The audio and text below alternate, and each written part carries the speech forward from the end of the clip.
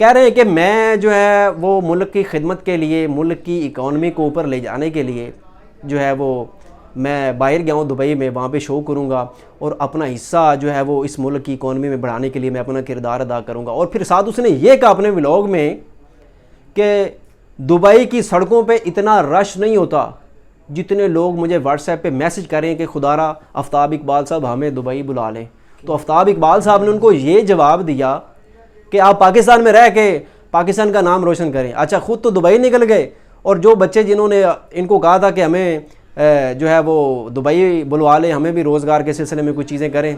उनको लॉलीपॉप दे के जो है वो, क्या बात है आपकी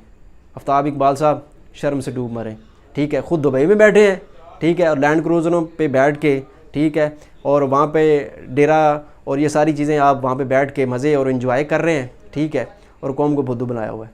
बहुत शुक्रिया।